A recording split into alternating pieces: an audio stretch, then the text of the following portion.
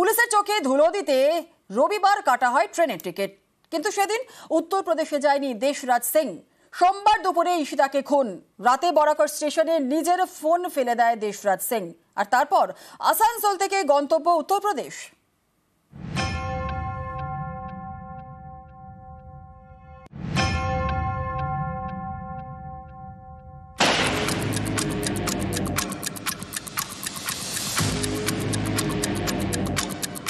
ট্রেনের টিকিট কাটা ছিল রবিবারে। নৈহাটি থেকে পূর্বাঞ্চল এক্সপ্রেস, উত্তরপ্রদেশের দেওরিয়া সদর যাওয়ার ট্রেন। কিন্তু রবিবার সেই ট্রেনে ওঠেনি দেশরাজ সিং। পুলিশের দাবি, তদন্তে জানা গেছে সোমবার খুন করে সেদিনই হাওড়া স্টেশন থেকে দুন এক্সপ্রেসে পশ্চিম বর্ধমানের বরাকরে যায় দেশরাজ। বরাকর স্টেশনের পাশে সিম সহ মোবাইল ফোন ছুঁড়ে ফেলে। রাতে আসানসোল স্টেশন থেকে ধরে বাগ এক্সপ্রেস উত্তরপ্রদেশ যাওয়ার জন্য। দেশরাজের ফোন বরাকর স্টেশন থেকে কুড়িয়ে পান সেখানকার এক বাসিন্দা। তাঁর থেকে দেশরাজের ফোন উদ্ধার করেছে পুলিশ।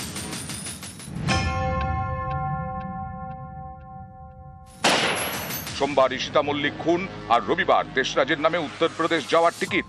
এই সেই ট্রেনের টিকিট। তদন্তকারীরা মনে করছেন পুলিশের চোখে ধুলো দিতেই রবিবারের টিকিট কাটা হয়েছিল, যাতে পুলিশের মনে হয় সে তো ঘটনাস্থলেই ছিল না, রবিবারই তো উত্তরপ্রদেশ রওনা দিয়েছে। সেই মতো রবিবারই দেশরাজ তার বাবাকে ফোন করে জানায় যে সে ট্রেনে উঠে গেছে। তারপরে ফোন বন্ধ করে দেয় যাতে টাওয়ার লোকেশন না পাওয়া যায়। এরপর সোমবার ঈশিতার বাড়ি গিয়ে তাকে খুন।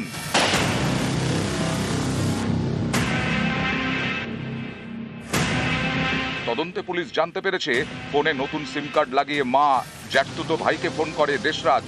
দুই বন্ধুকে ফোন করে গা ঢাকা দেওয়ার চেষ্টা করে, কিন্তু কেউই তাকে আশ্রয় দিতে চাননি। তখন বরাকরে ফোন ফেলে দেয় দেশরাজ।